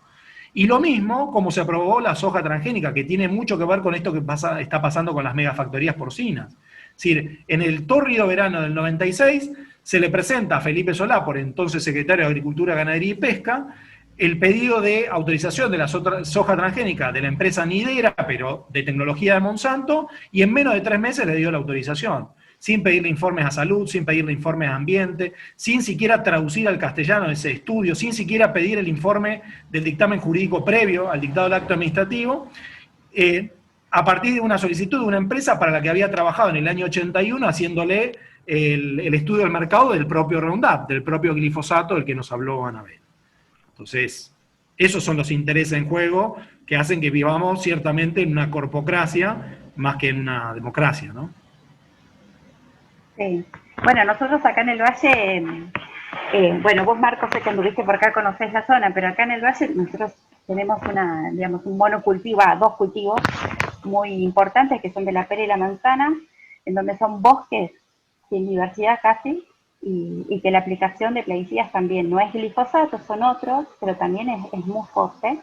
Y a lo que se suma ahora encima, en la zona de Allen, el tema del fracking. Entonces es como doblemente, ¿no? Nuestra zona está siendo expuesta a un montón de químicos enormes. Sí, esto es importante, María Marta, que lo aclares, que no es que se usan solamente para los transgénicos diseñados específicamente para tolerar los agrotóxicos, sino que se usan en todas las producciones vegetales, ¿no? Sí, en la yerba, en el té, en la fruta, en la verdura. Es decir, tenemos un modelo veneno dependiente de producción vegetal, ¿no? Sí, sí. También es difícil, y lo hablamos acá con los estudiantes, también es difícil esa deconstrucción a uno como consumidor cuando va a la frutería o a la verdulería, cuando quiere ver un tomate y que tiene que ser perfecto, eso que nos han vendido como consumidores, ¿sí? Es dependiente también de estos plaguicidas, porque esos, o fertilizantes o lo que sea, cualquier de estos químicos, ver un tomate que no está ni picado ni todo rojo, todo bonito, pero de plástico, significa que han metido en nuestra cabeza las formas en las que tenemos que consumir. Y eso también es peligroso, ¿no? No solo eso, sino que, María Marta, vinculado a lo que yo les contaba antes, hay un investigador de la Universidad de Austin, en Texas, que justamente viene marcando cómo la selección, por ejemplo, concretamente del tomate, ha sido hecha a pedido de la industria para, digamos, resaltar algunas características de interés de la industria, particularmente la perdurabilidad, es decir, que el tomate se banque toda la cadena sin echarse a perder. Y esa perdurabilidad, esa selección de las variedades, en pos de la perdurabilidad, ha sido expensas. En primer lugar, del valor nutritivo. El tomate no tiene nada del valor nutritivo que tenía antes, y también del sabor. Y lo interesante de la investigación de Austin es que hay una relación muy estrecha entre sabor y valor nutritivo. Es decir, como que la naturaleza en algún punto hace gustoso aquello que nos va a hacer bien, ¿no? En su infinita sabiduría. Sí. Pero enhorabuena también discutir a partir de Bayer, de Monsanto, el rol de la industria farmacéutica, ¿no? Sobre todo para ustedes que son estudiantes de esta noble carrera, y ser muy críticos con todo lo que se pone frente a sus ojos, ¿no? Porque hay muchos intereses en juego. Es decir, fíjense que la misma empresa que introduce los agrotóxicos de esta manera, los defiende a capa y espada de manera fraudulenta, es la que luego es líder en la venta de los quimioterápicos, que tratan crónicamente esos cánceres. Sobre todo lo que se llaman circuitos cerrados, ¿no? Yo soy accionista de un grupo económico, gano por un lado, por aquello que introduzco que genera daño, y al mismo tiempo por el tratamiento crónico de ese daño luego, ¿no? Entonces, muy, muy críticos, ¿no? Y críticas frente a eso que van a escuchar a lo largo de la carrera. Hay una pregunta que lo hace Francisco, y dice, con tanta bibliografía científica modificada por la industria, ¿por qué Argentina no adhiere al principio precautorio en el marco jurídico legal para hacer frente a esa incertidumbre de los productos que genera Monsanto? Bien. No sé, cualquiera de los dos lo puede contestar, a ver si se puede contestar, ¿no? ¿Por qué no? Hay un Dale abogado, vos, Anabel, dale hay vos. un abogado en la sala. Ah, No, bueno. pero esta, estoy quiero esperando que la respondas vos desde lo profundo de tu indignación. O sea, no lo puedo creer, chiques, no sé. No, a ver, no sé, es sí. inentendible. Pero ahí el doctor... No, pero a ver, lo mismo que cómo se sostiene si viola la Constitución. Digo, se sostiene por la fuerza de su poder, no por otra razón. Nosotros tenemos el principio precautorio en nuestra Ley General del Ambiente, incluso en la propia Constitución Nacional, diría, a partir de la interpretación de la Corte Interamericana como órgano de aplicación de la Convención Americana, que tiene jerarquía constitucional, la opinión consultiva 23. Está ahí, está formulado, está muy hermosamente formulado el principio precautorio y sin embargo no se aplica. Sencillamente se decide políticamente que no se aplica. Y aún más, nosotros ya ni siquiera hablamos en algunas cuestiones de principio precautorio, porque no es que no tenemos evidencia científica del daño, ya directamente hablamos de daño. Es decir, el principio precautorio se aplica cuando no hay certeza científica del posible daño. Acá tenemos evidencia de sobra, abrumadora, del daño que se provoca, y sin embargo se sostiene. ¿Y por qué se sostiene? Por el negocio. Se sostiene por el negocio, ¿no? Por estos 3.500 millones de dólares en nuestro país, 120.000 millones de dólares al año, y también a partir de una investigación que compartimos con Anabel, con otros usos que ha tenido el glifosato muy vinculados a la industria bélica. Es decir, se ha utilizado en todos los programas de erradicación de cultivos, entonces ha sido una herramienta utilizada por el propio Departamento de Estado de Estados Unidos en distintos conflictos armados, asegurándole a los estados que era del mismo modo inocuo, biodegradable, no dañino para la salud a lo largo de 40 años. Entonces tampoco pueden reconocer oficialmente eso que pasó que aseguraron durante 40 años, lo cual hace más compleja aún la cuestión. Y ahí también esta vinculación entre industria bélica e industria médica, ¿no? Central. Son todas tecnologías nacidas en la guerra. Es decir, Bayer no es Bayer es buena. Hagan la historia de Bayer, no es que... Sí, porque a veces en Alemania cosas, pasaba... sí. Bueno, pasaba como que en Alemania se decían, bueno, ahora Bayer se compra un problema por comprarse una empresa mala como Monsanto, ¿no? Pobrecita, ¿no? Qué error que cometieron al comprarse ese paquete doloroso. Y sin embargo, a ver, Bayer estuvo en la introducción del gas mostaza en la Primera Guerra Mundial, la síntesis de la heroína como producto para los niños, luego los campos de concentración en Auschwitz, desde el ciclón B hasta la experimentación clínica. Es decir, esas son las empresas en las manos de las cuales está nuestro sistema alimentario, ¿no? Sí, sí. Sí, y quería agregar una cosita chiquita, ¿no? Así como Marcos habla bien y nos enseña siempre a desarmar eso que llamamos alimento y a lo que naturalizamos. O sea, tenemos un problema más grande que es que hay que empezar a desarmar lo que estamos llamando, lo que son, bueno, la democracia, Marcos le tiró corpocracia, ¿no? Pero hay un montón de sistemas creados para perpetuar el rédito, y no el interés, ni el bien común, ni la vida. Y algo que parece tan sencillo, es muy difícil de desarmar, pero el primer paso me parece que es empezarlo a nombrar. Estamos con realmente democracias vacías o leyes vacías, porque cuando no está la ley reclamamos una ley, cuando está la ley la incumplen o está modelada, ¿no? Y es importante saber de que ese mecanismo existe y no desde ahora. Y también es importante entender de que ese mecanismo existe porque mucha gente no dejó que avanzara, pero un montón de otra gente podemos hacer de que si se evidencia, cambiarlo. Me parece que no nos queda mucho tiempo. Sí, sí.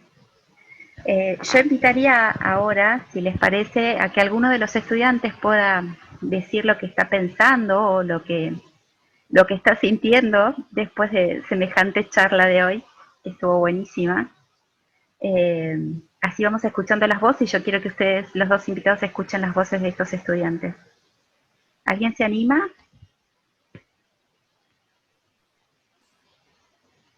Parece que no. Ahí llegó Ale Mercado, chicos. Es otra de las profes que hoy nos acompaña, que tenía unas cuestiones familiares. Ale, justo llegaste para el final Ahí casi. hay una, María Marta, hay una en Sí. el chat de Facundo. No sé si está Facundo, si la quiere hacer Ah, a viva voz. yo quisiera que lo haga, pero que con su voz. Facundo, dale. Además, si es Arjona, quizás, Sí, no. ¿no? Sí, sí, Dale, Facu.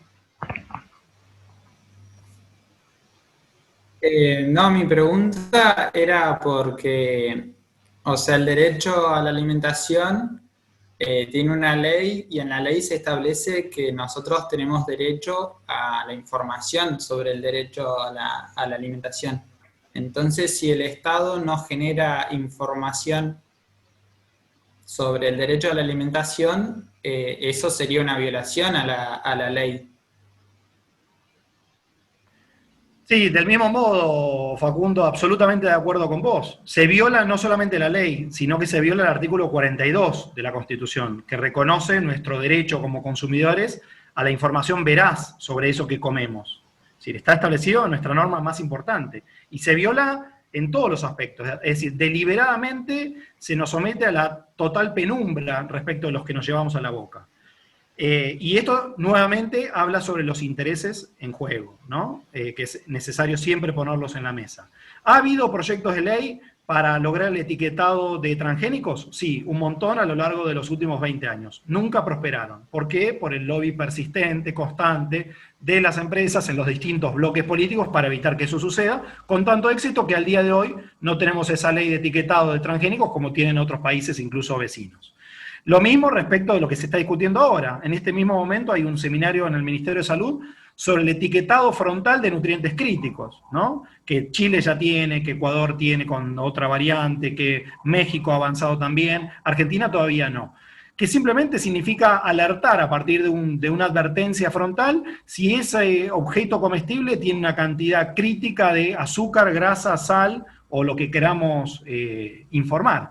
Y sin embargo, la industria de la alimentación, nucleada en la COPAL, ha sido muy exitosa en todo este tiempo en frenar ese tipo de regulaciones. Ahora vuelve a discutirse, pero digo, está metida la industria ahí tratando de evitar que eso suceda. Lo mismo, por ejemplo, respecto de la relatora especial de Naciones Unidas para el Derecho a la Alimentación, hizo un informe sobre plaguicidas y derecho a la alimentación en el año 2017 y reclamó a todos los estados que avancen en la información sobre los agrotóxicos que se usan en la producción de los alimentos, ¿sí? Que no es prohibir, es simplemente informarme. Si vos usaste 42 agrotóxicos distintos para esta papa que me voy a comer, bueno, por lo menos informámelo. Yo tengo derecho a saber si quiero ingerir 42 agrotóxicos distintos. Bueno, esto nadie ha tomado la posta, no solamente Argentina, sino ningún país del mundo. Entonces tampoco tenemos información sobre qué agrotóxicos se utilizaron en la producción de esos alimentos que nos llevamos a la boca. Por eso venimos reclamando, a la luz del artículo 42, la verdadera transparencia alimentaria, es decir, tener el más amplio acceso a la información sobre eso, en definitiva, que nos llevamos a la boca y que termina definiendo quiénes somos, ¿no?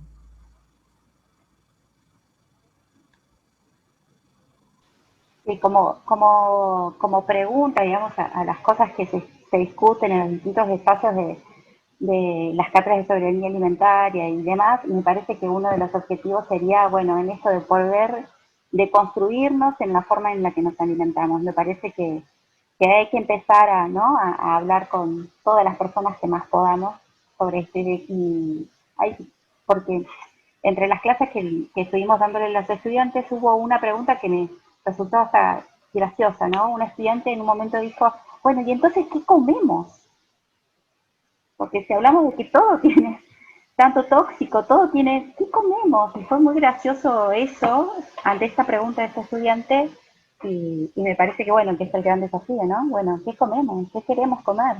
¿Cómo lo queremos comer? Que las preguntas más simples son las más provocadoras. Tiene una complejidad esa pregunta. Sí, por supuesto. ¿Qué comemos? ¿En serio? Yo tengo niños. ¿Qué le pongo en la mesa? ¿Un choclo? ¿En serio? O sea, una hamburguesa de McDonald's. Y vos decís, no, bueno, no, un choclo. ¿En serio? Tiene una complejidad esa pregunta. Entonces, ¿qué comemos? ¿No? Y me parece que va por ahí también. Sí, exactamente. Y bien compleja, ¿no? Bien compleja porque va más allá del qué se come, ¿no? Sino también cuánto sabemos respecto de cómo se produce eso que se come, ¿no? Entonces, y la limitación estructural, ¿no? Porque ahora también está muy en boga escuchar hablar de casi de la coexistencia de los modelos, ¿no? Bueno, pero hay espacio para todos en esta Argentina, de todas y todos. Entonces, puede estar el agronegocio al lado del productor agroecológico, todos en paz, en armonía, ¿no? Y sin embargo, un modelo se come al otro. Es decir, si yo soy productor agroecológico de maíz, porque amorosamente cuidé el maíz de mi abuelo y lo planto en la chacra, que cuidé amorosamente, pero a mi vecino se le ocurre plantar maíz BT, el maíz modificado genéticamente, por polinización cruzada me va a terminar contaminando mi maíz. Si yo decido hacer producción agroecológica, como hace Juan Quier hace 30 años, pero sus vecinos usan toda la batería de venenos, esos venenos van a terminar en su campo también. Y entonces, aún hoy, eso que podemos encontrar que se dice agroecológico porque fue producido sin uso de agrotóxicos, alguna carga de agrotóxicos va a tener igual, por el agua de riego, por el aire, por el agua de lluvia. Es decir, digamos, es muy difícil con este bombardeo de agrotóxicos que no haya residuos de esos agrotóxicos en nuestros alimentos. Por supuesto que es mejor llevarnos a la boca a esos que no utilizaron, por lo menos directamente en la producción, esos agrotóxicos. ¿Sí? Y hay, por suerte, opciones y cada vez hay más opciones, ¿no? Entonces, centralmente, mucha fruta, mucha verdura producida de manera agroecológica. Si son carnes, para quienes consuman carnes, que sean preferentemente animales criados a pasto y no en engordes a corral, feedlots o avícolas intensivas. Evitar los ultraprocesados. Ya directamente Carlos Monteiro, el autor de esta clasificación entre alimentos naturales, mínimamente procesados, ultraprocesados, ingredientes culinarios, dice contaminantes. Es decir, los ultraprocesados primero no son alimentos, ¿sí? Son combinaciones de sustancias que se ingieren por costumbre y demás, pero no tienen valor nutritivo. Ergo, no son alimentos. Son objetos comestibles, nosotros le decimos OVNIs, objetos comestibles no identificados. Y por eso, como dicen las guías de Brasil, las guías alimentarias de la población brasileña, evitarlos. O sea, el consejo oficial ahí es, evítelos, trate de no consumirlos, bajo ninguna circunstancia, ¿sí? Porque es una bomba química, por lo que contaba anteriormente, ¿no? Entonces, por ahí va una respuesta y en la medida de lo posible, ¿no? Todo esto, por todos los condicionantes que nos llevan a eso.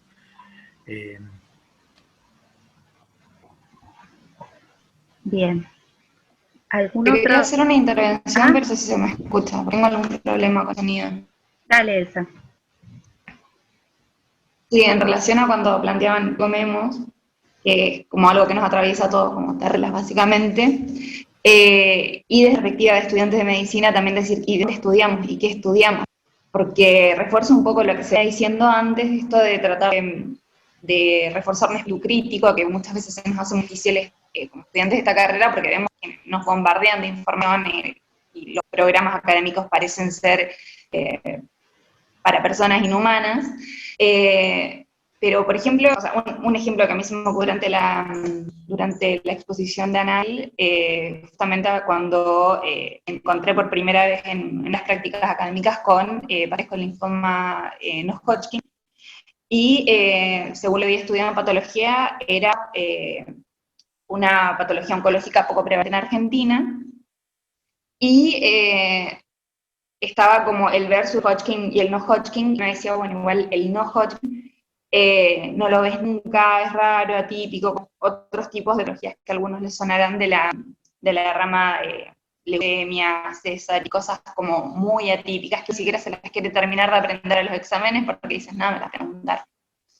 Y justamente los docentes, o sea, las personas que hacían docencia en su ámbito laboral, en terapias intensivas y en quirófanos, no acordaban para nada con los conceptos que yo traía de patología, que venían de textos 2010, 2012, y que me decían en el Alto Valle, no solamente un montón de linfoma de Hodgkin, también aumentó el linfoma de tipo Hodgkin y la caracterización como enfermedad más benévola, por así decirlo, no tiene ninguna relación con lo que vemos hoy en día. Posteriormente también hice prácticas en oncohematología infantil y también te encuentras que en la bibliografía no hay nada claro que vincule el uso de agrotóxicos en la zona, en el aumento de prevalencia de enfermedad hematológica en niños, pero coinciden las cifras. Y entonces tú dices, bueno, a ver, ¿qué educación estoy adquiriendo si no me da herramientas para entrar fenómenos que hoy están aquejando principalmente a la población? ¿Por qué hoy tiene que existir la red de médicos de los pueblos fumigados? Y nosotros como estudiantes de medicina no tenemos toxicología, por ejemplo, en la carrera, y este vendría a ser como un espacio que avanza en esa área, pero bueno, básicamente es optativo y casi que tendríamos que considerar privilegiados los que optamos por acceder a este espacio. Pero cuestionarlo todo desde otro lado, porque a mí me parece que es un poco de perspectiva crítica el estudiantado de medicina, pero también veo cómo nos atraviesa como personas, desde esto, desde decir, ¿qué comemos? Porque me alimento 3 o 4 veces por día, y 3 o 4 veces por día estoy ingresando lo que va a ser constituyente en mi organismo. Y bueno, nada, gracias por la exposición y eso, llamaba a reflexionar. Sí, yo tomo, Victoria, a partir de esto que contás, ¿no? La necesidad de discutir cómo generamos saberes, ¿no? Y cómo compartimos los saberes, ¿no? Y esto nos interpela en nuestras universidades públicas, porque estos mismos intereses han entrado fuerte en nuestras universidades, se han moldeado las currículas, ¿no? Y hoy las currículas centralmente, con matices, están preparadas para la reproducción y legitimación de esos capitales, ¿no? Entonces, hay una formación dominante, hay una formación hegemónica, incluso en nuestras universidades públicas nacionales. Entonces, los médicos salen a prescribir fármacos porque no avisoran otro horizonte, ¿sí? No aprendieron otra forma de hacer las cosas. Los agrónomos salen a prescribir agrotóxicos, no saben otra cosa. La agroecología ni siquiera se enseña en las facultades de agronomía. Los nutricionistas, yo estoy en la cátedra en nutrición, los nutricionistas salen a prescribir ultraprocesados dietéticos, ¿sí? Ese es el horizonte. Desde el día 1 tiene la industria alimentaria metida ahí, ¿no? Entonces, por eso la necesidad de hacer ciencia digna, ¿no? Realmente al servicio de los pueblos y dar la discusión también dentro de las universidades respecto de la construcción de los saberes, ¿no? Para que las universidades sean usinas de pensamiento crítico al servicio de la sociedad y no al servicio de la reproducción y legitimación del capital. Y esa es un poco, María Marta, la apuesta de estos espacios que nos llamamos cátedras libres, justamente libres porque interpelamos a las currículas que de esto no hablan, ¿no? No le dan espacio a estos temas en las currículas. Y nuevamente siempre tiene que ver con esos grandes intereses en juego, esos grandes intereses que también se ramifican en la política, esos grandes intereses que se ramifican en los medios de comunicación, por eso de esto no se habla, en los medios de comunicación no se debate esto en Intratables, ¿no? Entonces, y ser muy críticos sobre esos saberes con los que nos vamos a topar en la universidad, ¿no? Porque bien decía Anabel, son saberes construidos con intereses. Entonces, si podemos sacar el velo por estar atentos a esos intereses, eso es parte de la construcción de ciencia digna que queremos, ¿no? Sí, así es, así es. Bueno, no sé si hay más preguntas. Mis compañeras quieren hacer alguna pregunta, si ya nos despedimos los invitados que nos han brindado un montón de tiempo, más de lo que habíamos conversado, y yo se los agradezco enormemente. Bueno, yo solamente saludarlos, comparto totalmente esto que se está abordando en este momento. Me parece importante hacernos nuevas preguntas y no solamente repetir mensajes bajados, y me quedo con eso, digamos, pensar cada uno desde su lugar, qué cosas puede hacer distintas y no quedarse con lo que nos bajan, sino hacernos nuevas preguntas. Nosotros antes hablamos de guías alimentarias, o hablamos de guías alimentarias para la población argentina. Yo este año le decía a las chicas, qué bueno empezar a hablar de alimentación consciente, eh, o sea, hacernos nuevas preguntas. Y me parece que de eso podemos partir y bueno, y repensarnos cada uno y como sociedad. Así que invitarlos a eso. Gracias, Ale. Bueno, yo agradecerles disculpas por llegar tarde, pero tenía una hija operándose un tobillo, así recién la fui a buscar, pero los voy a ver, los voy a escuchar en la grabación, que espero que Maru haya grabado.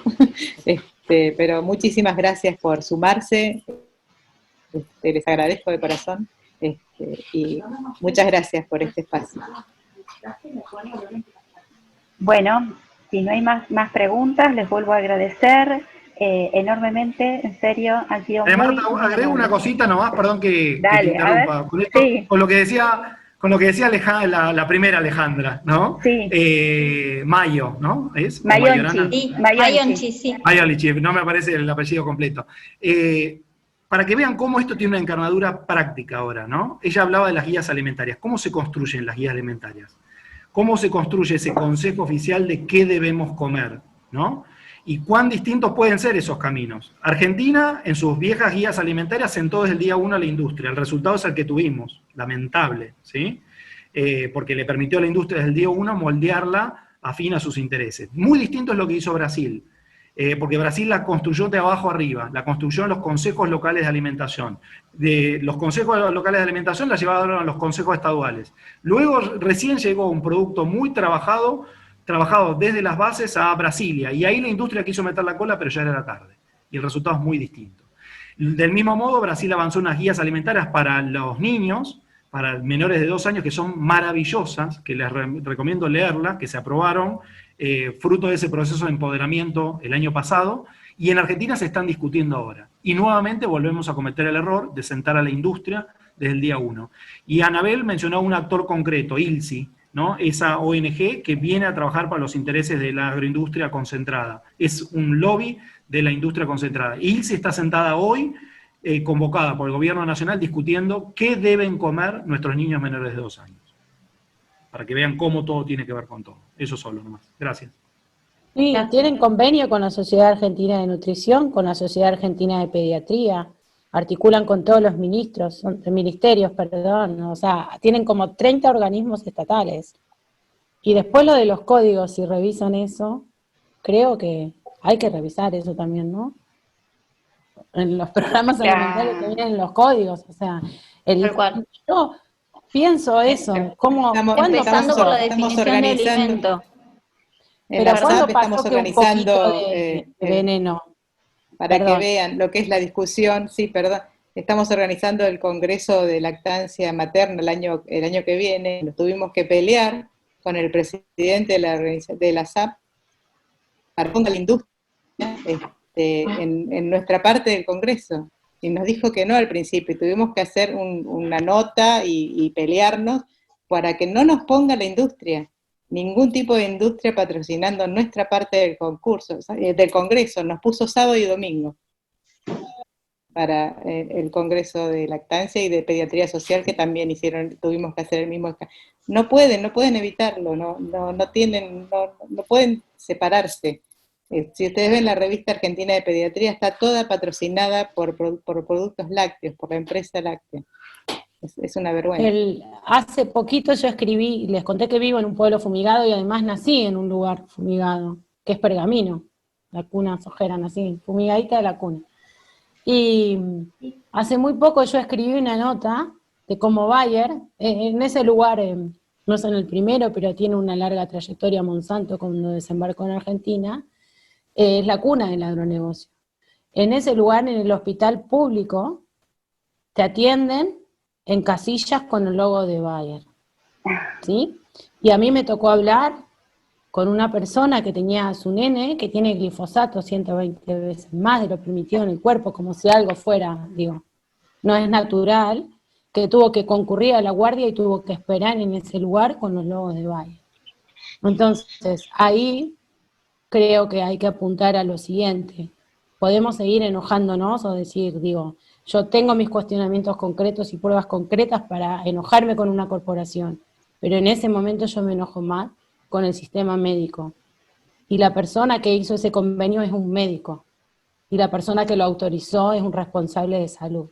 Entonces, en esas intrusiones de las empresas, lo que estamos haciendo es resignar cada vez más derechos y seguir haciendo como sí, sin poner en foco el problema. Y espero que tu hija se ponga bien. Yo quería mencionar eso justamente, que la SAP no se molesta en ningún momento en disimular sus vínculos con la industria. Todas las actividades de la SAP son patrocinadas por La Serenísima, Sancor, el Colegio de Reumatología, el Colegio Médico de Traumatología también. Es un extremo de que en cada diapositiva de la presentación aparece algún logo de este tipo de empresas. Es en exceso.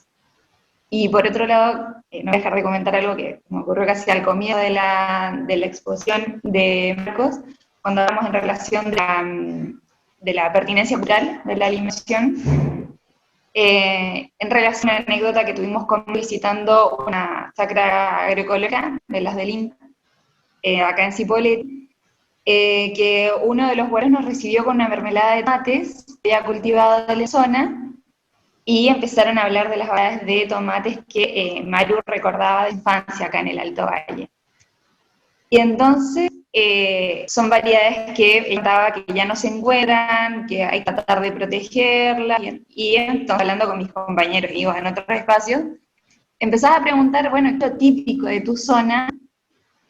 Y hoy parece que nadie sabe lo típico de tu zona, porque el tomate y corriente, redondo, parece ser uno solamente que te encuentras en el supermercado, y la biodiversidad que atraviesa nuestros platos se redujo en exceso en la última generación, las dos últimas generaciones. O sea, tanto para que Maru, o sea, Maru lo puede conocer mejor, que los tomates que su abuela hacía la melada de tomate, hoy ya era muy difícil encontrarlos en la zona.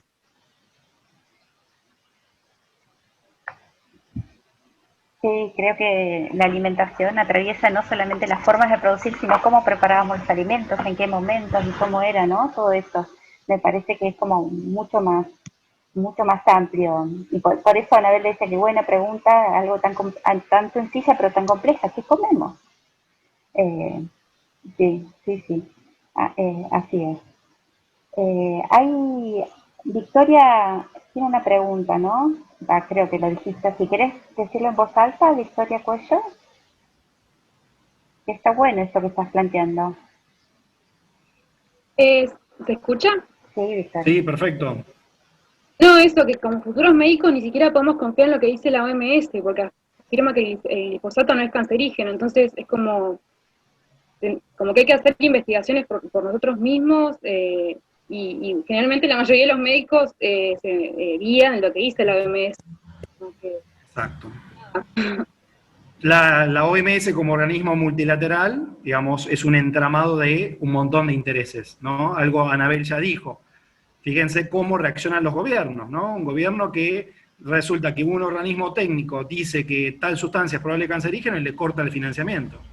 Entonces, ser muy crítico siempre de todo, ¿no? ¿Quién dice y desde qué lugar dice y cómo puede estar influido para decir lo que dice, ¿no? Y concretamente la OMS, si hay algo que esta pandemia nos está permitiendo es poner ese organismo bajo la luz, ¿no?, pública en alguna medida y ver los intereses que hay ahí entrelazados, ¿no?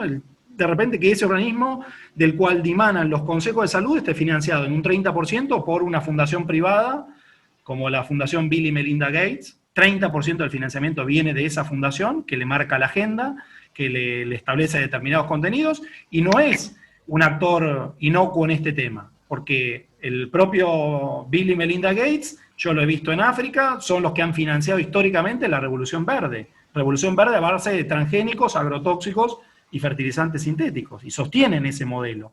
Y ahora van por la edición genética, vinculados a las mismas empresas químicas. Entonces, por supuesto, siempre ser críticos. Incluso desconfíen hasta de lo que Anabel y yo dijimos, y lo que les diga María Marta. Googleennos. Fíjense si estamos atravesados o no por conflictos de intereses, ¿no? Pero ser muy críticos. Esa es la única manera de poder tener un mapa adecuado de información y de saberes sobre los temas que tanto nos conciernen, ¿no? Sí, sí, así es. Y lo bueno de ser crítico es que lo estamos diciendo en la universidad pública, y eso es un gran valor. A 100 años de la reforma, bueno, 102, ¿no? Ya vamos. Así que eso es impresionante, de tener que dudar de todo, incluso de la OMS. Así que está buenísimo, buenísimo lo que nos dicen. Bueno, no sé si resta alguna otra pregunta, pero ya los decido. Me da mucha impresión que ya es 1 hora y 40 que están con nosotros. Y, bueno, muchísimas gracias otra vez. Muy amables han sido. Muchas gracias, chicos y chicas que están acá acompañándonos. Así que bueno, hasta la próxima. Muchas gracias.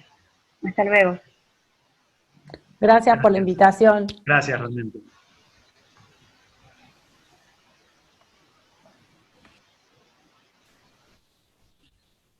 Gracias.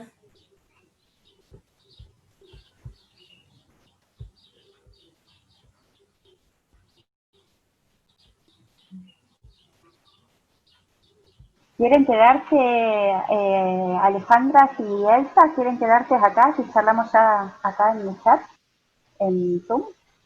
Chao, gracias. Chao, chao. Amiga, vayamos empezando.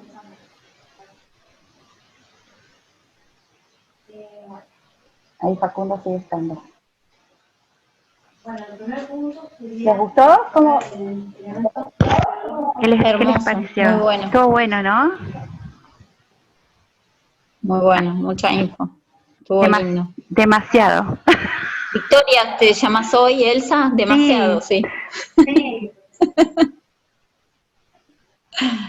Ahí estás muteada, Elsa. No te escucho. Saca el... Ahí sí. Sí. Ahora sí. Bueno. Si tuve un problema con los dispositivos y entre medio ponían a trabajar dos vecinos. Tengo nombre artístico, decía Ale Mayón. Claro. Ale Mayón, tal cual. Aparte, Y vos sos Victoria. y no sé por qué quedó Victoria acá en esta sesión que tengo en la tablet y en la compu tenía Elsa. Qué aparato. Bueno, las charlas, les volaron la cabeza a los chicos porque no saben en quién confiar. Yo creo que sí. Sí, ¿en quién confiamos ahora? Que se pusiera tanto el acento, el espíritu crítico, porque para mí es algo que hace falta usar demasiado, ¿no? Sí. En nadie. Eso es lo bueno. En nadie y en todo a la vez, porque muchas veces el profesional universitario o la gente que adquiere un nivel educativo mucho más, por ejemplo, va a desconfiar del huerto que no terminó ni la primaria. Y arrastra una cantidad de conocimientos